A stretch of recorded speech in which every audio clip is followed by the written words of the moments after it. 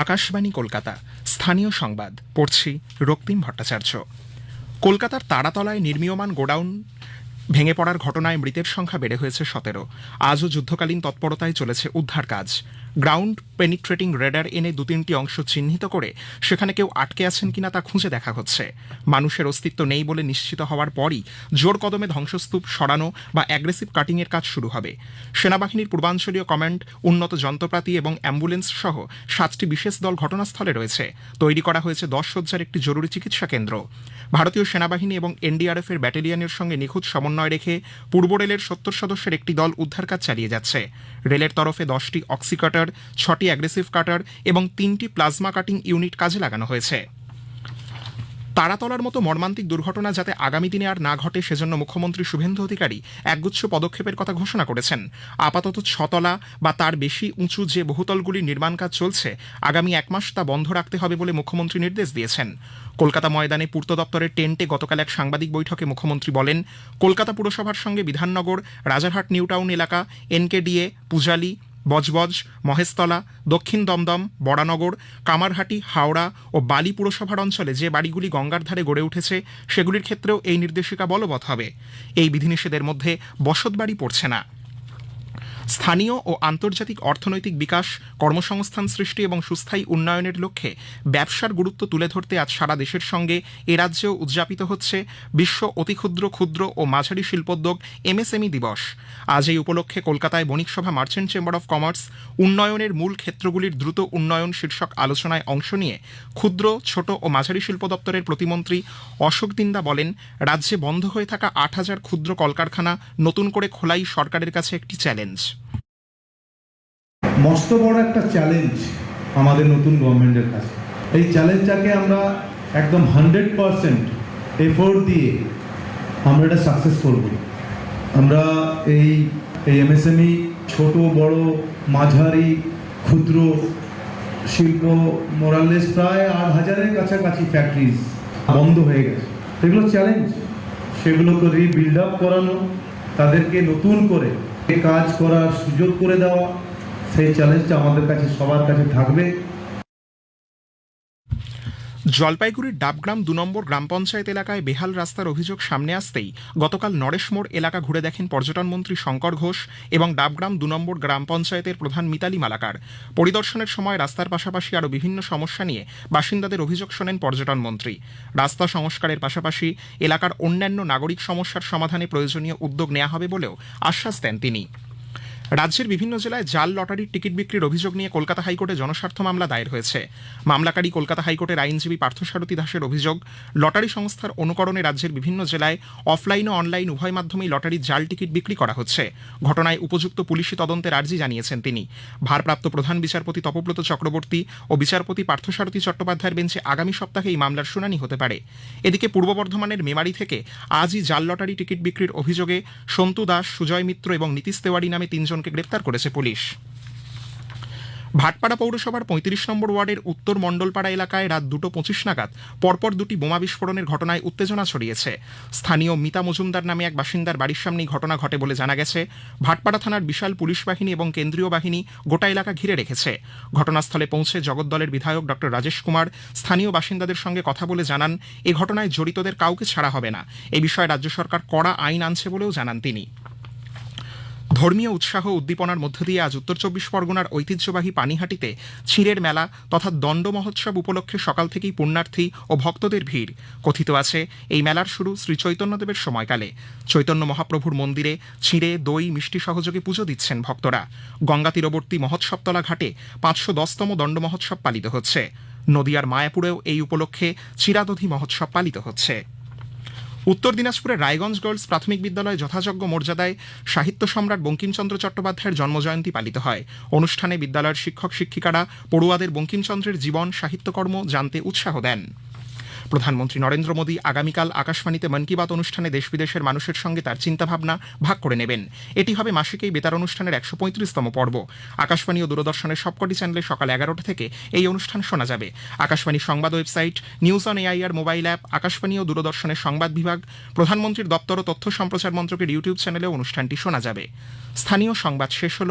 আকাশবাণী খবর পড়ছি চন্দ্রচূড় সরকার। প্রথমে বিশেষ খবর। প্রধানমন্ত্রী নরেন্দ্র মোদী আজ সেশেলসের জাতীয় দিবসের সুবর্ণ জয়ন্তী বর্ষ উদযাপন উপলক্ষে 3 দিনের সফর শুরু করেছেন। সেশেলসকে সামুদ্রিক ক্ষেত্রে ভারতের গুরুত্বপূর্ণ প্রতিবেশী বলে উল্লেখ করেছেন তিনি। ভারতের উল্লেখযোগ্য অর্থনৈতিক অগ্রগতি এবং আন্তর্জাতিক ক্ষেত্রে আরও বড় ভূমিকা পালন করার প্রসঙ্গে প্রধানমন্ত্রী নরেন্দ্র মোদীর নেতৃত্বের প্রশংসা করেছেন মার্কিন বিদেশমন্ত্রী মার্কো রুবিও। প্রধানমন্ত্রী নরেন্দ্র মোদী আগামীকাল আকাশবাণীতে মন কি বাত অনুষ্ঠানে দেশ বিদেশের মানুষের সঙ্গে তাঁর চিন্তাভাবনা ভাগ করে নেবেন। এটি হবে মাসিক এই বেতার অনুষ্ঠানের 135তম পর্ব। মার্কিন ভাইস প্রেসিডেন্ট জেডি ভ্যান্স ইরানকে সতর্ক করে বলেছেন, ভবিষ্যতে কোনো হামলা হলে তার যথাযথ জবাব দেওয়া হবে। ইরানের সামরিক পরিকাঠামোয় হামলা চালানোর কয়েক ঘন্টার মধ্যেই এই হুমকি দিয়েছে মার্কিন যুক্তরাষ্ট্র। বিশ্বকাপ ফুটবলে আজ পানামা ইংল্যান্ডের ও ক্রোয়েশিয়া ঘানার মুখোমুখি হবে। 2টি ম্যাচই শুরু হবে ভারতীয় সময় রাত 2:30টায়। আসছি বিস্তারিত খবরে। প্রধানমন্ত্রী নরেন্দ্র মোদী সেশেলসকে সামুদ্রিক ক্ষেত্রে ভারতের গুরুত্বপূর্ণ প্রতিবেশী বলে উল্লেখ করেছেন। তিনি বলেন, দক্ষিণী বিশ্বে সামুদ্রিক নিরাপত্তা বাড়ানোর লক্ষ্যে ভারতের ভিশন মহাসাগরের প্রধান অংশীদার সেশেলস। শ্রী মোদী আজ সেশেলসের জাতীয় দিবসের সুবর্ণ জয়ন্তী বর্ষ উদযাপন উপলক্ষে 3 দিনের সফর শুরু করেছেন। রওনা দেওয়ার আগে এক বিবৃতিতে তিনি আরও বলেন, 2 দেশের মধ্যে কূটনৈতিক সম্পর্কের 50 বছর পূর্ণ হয়েছে। প্রধানমন্ত্রীর সফরে সেদেশের রাষ্ট্রপতি ড প্যাট্রিক হারমিনির সঙ্গে বৈঠক করবেন। সেখানে উভয় পক্ষ পারস্পরিক সম্পর্কের মজবুত করা এবং ভারত মহাসাগর অঞ্চলে মানুষের সামগ্রিক উন্নতি নিয়ে আলোচনা করবেন। ভারতের প্রধানমন্ত্রী হিসেবে নরেন্দ্র মোদী প্রথম সেশেলসের জাতীয় পরিষদে ভাষণ দেবেন। আন্তর্জাতিক ক্ষেত্রে 2 দেশের মধ্যে অংশীদারিত্বের সম্পর্ক জোরদার করার লক্ষ্যে এই সেশেলস সফরকে ঐতিহাসিক সুযোগ বলে বর্ণনা করেছেন তিনি। এই সফরে সেশেলসে বসবাসকারী ভারতীয়দের সঙ্গেও কথা বলবেন প্রধানমন্ত্রী নরেন্দ্র মোদী। বাণিজ্য ও শিল্পমন্ত্রী পীযূষ গোয়েল এশিয়া হাউস ও লন্ডনের প্রথম সারির ব্যবসায়িক আধিকারিকদের সঙ্গে একটি গোলটেবিল বৈঠক করেছেন। ভারত ও ব্রিটেনের মধ্যে বাণিজ্য, অর্থনৈতিক চুক্তি ও আগামী দিনের সুযোগ সুবিধা নিয়ে মতবিনিময় করেন তাঁরা। শ্রী গোয়েল বলেছেন, ভারত ব্রিটেন সুসংহত অর্থনৈতিক ও বাণিজ্য চুক্তি comprehensive economic and trade agreement সেটার মাধ্যমে 2 দেশের মধ্যে সম্পর্ক এক উল্লেখযোগ্য মাইলফলকের দিকে এগিয়ে চলেছে। মার্কিন বিদেশমন্ত্রী মার্কো রুবিও ভারতের উল্লেখযোগ্য অর্থনৈতিক অগ্রগতি এবং আন্তর্জাতিক পরিসরে আরও বড় ভূমিকা পালন করার প্রসঙ্গে প্রধানমন্ত্রী নরেন্দ্র মোদীর নেতৃত্বের প্রশংসা করেছেন। হোয়াইট হাউসে সংবাদ মাধ্যমকে দেওয়া এক সাক্ষাৎকারে রুবিও বলেন, ট্রাম্প প্রশাসন ভারতকে মার্কিন যুক্তরাষ্ট্রের অন্যতম ঘনিষ্ঠ কৌশলগত অংশীদার হিসেবে দেখে। তার মতে, প্রধানমন্ত্রী মোদী এমন এক দেশকে নেতৃত্ব দিচ্ছেন যা তাৎপর্যপূর্ণ অর্থনৈতিক সাফল্য অর্জন করেছে এবং ক্রমশ প্রভাবশালী আন্তর্জাতিক শক্তিতে পরিণত হচ্ছে। রুবিও আরও বলেন, প্রধানমন্ত্রী মোদী ও প্রেসিডেন্ট ডোনাল্ড ট্রাম্পের সম্পর্ক অত্যন্ত ঘনিষ্ঠ, যা কূটনীতির জন্য গুরুত্বপূর্ণ। তিনি জানান, 2 দেশেরই গণতান্ত্রিক মূল্যবোধ ও স্বার্থ অভিন্ন, যা আরও ঘনিষ্ঠ সহযোগিতার জন্য দৃঢ় ভিত্তি তৈরি করেছে। বাণিজ্যিক সরবরাহ ব্যবস্থা, গুরুত্বপূর্ণ খনিজ, জ্বালানি, নিরাপত্তা এবং নৌপথের স্বাধীনতা এই ক্ষেত্রগুলিতে ভারত ও মার্কিন যুক্তরাষ্ট্র পারস্পরিক সহযোগিতা বাড়াচ্ছে বলে তিনি জানান। Prime Minister Modi and what he's done. I mean, he leads a country that's making incredible gains economically and is really coming into its own as sort of a global power, a country that's increasingly accounted for on decisions being made on the global stage. পরমাণু শক্তি মন্ত্রকের সচিব অজিত কুমার মোহান্তি কালাপক্কমের Indira Gandhi centre for atomic রিসার্চে fast breeder test reactor থেকে নির্গত পরমাণু তাপশক্তি ব্যবহার করে কপার ক্লোরিন থার্মোকেমিক্যাল সাইকেল ভিত্তিক বিশ্বের প্রথম হাইড্রোজেন উৎপাদন কেন্দ্রের উদ্বোধন করেছেন। অনুষ্ঠানে ড মোহান্তি বলেন, নির্ভরযোগ্য ও কার্বন মুক্ত বিদ্যুৎ সরবরাহের জন্য বিপুল পরিমাণে হাইড্রোজেন উৎপাদনের ক্ষেত্রে পারমাণবিক শক্তি বিশেষ কার্যকরী। ভারতের এই উদ্যোগের ফলে দেশে জ্বালানি নিরাপত্তা বৃদ্ধি পাবে, কমবে কার্বন নিঃসরণ। কলকাতার তারাতলায় নির্মীয়মান গোডাউন ভেঙে পড়ার ঘটনায় আজও যুদ্ধকালীন তৎপরতায় চলেছে উদ্ধার কাজ। গ্রাউন্ড পেনিট্রেটিং র্যাডার এনে 2-3টি অংশ চিহ্নিত করে সেখানে কেউ আটকে আছে কিনা তা খুঁজে দেখা হচ্ছে। মানুষের অস্তিত্ব নেই বলে নিশ্চিত হওয়ার পরই জোর কদমে ধ্বংসস্তূপ সরানো বা অ্যাগ্রেসিভ কাটিংয়ের কাজ শুরু হবে। তবে এখনও কয়েকজনের খোঁজ মেলেনি বলে জানা যাচ্ছে। সেনাবাহিনীর পূর্বাঞ্চলীয় কমান্ড, উন্নত যন্ত্রপাতি এবং অ্যাম্বুলেন্স সহ 7টি বিশেষ দল ঘটনাস্থলে রয়েছে। তৈরি করা হয়েছে 10 শয্যার একটি জরুরি চিকিৎসা কেন্দ্র। ভারতীয় সেনাবাহিনী এবং এনডিআরএফের ব্যাটালিয়নের সঙ্গে নিখুঁত সমন্বয় রেখে পূর্ব রেলের 70 সদস্যের একটি দল উদ্ধার কাজ চালিয়ে যাচ্ছে। রেলের তরফে 10টি অক্সি কাটার, 6টি অ্যাগ্রেসিভ কাটার এবং 3টি প্লাজমা কাটিং ইউনিটে কাজ লাগানো হয়েছে। এদিকে এই ঘটনায় মৃতের সংখ্যা বেড়ে হয়েছে 17।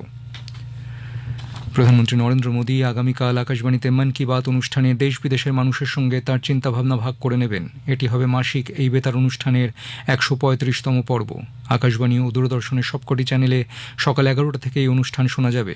আকাশবাণীর সংবাদ website, news on air mobile app, Akashvani ও দূরদর্শনের সংবাদ বিভাগ, প্রধানমন্ত্রীর দপ্তর ও তথ্য সম্প্রচার মন্ত্রকের ইউটিউব চ্যানেলে অনুষ্ঠানটি শোনা যাবে। খবর শুনছেন আকাশবাণী থেকে। মার্কিন ভাইস প্রেসিডেন্ট জেডি ভ্যান্স ইরানকে সতর্ক করে দিয়ে বলেছেন, ভবিষ্যতে কোনো হামলা হলে তার যথাযথ জবাব দেওয়া হবে। ইরানের লক্ষ্যবস্তুতে সামরিক হামলা চালানোর কয়েক ঘন্টার মধ্যেই এই হুমকি দিয়েছে মার্কিন যুক্তরাষ্ট্র। সামাজিক মাধ্যম এক্সের এক বার্তায় ভ্যান্স বলেন, ইরান একটি যুদ্ধবিরতি চুক্তি স্বাক্ষর করেছে এবং মার্কিন যুক্তরাষ্ট্র তা মেনে চলেছে। তিনি আরও বলেন, চুক্তি নিয়ে কোনো বিরোধ থাকলে তা আলোচনার মাধ্যমে সমাধান করা উচিত, তবে ভবিষ্যতেও হিংসার জবাব সামরিক পদক্ষেপ নিয়েই দেওয়া হবে।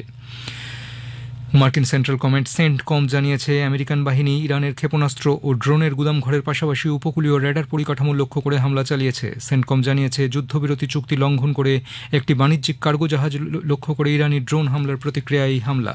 পাশাপাশি সেন্টকম আরও জানিয়েছে, চুক্তি কার্যকরভাবে বাস্তবায়িত করতে মার্কিন সেনাবাহিনী ওই অঞ্চলে অবস্থান করবে।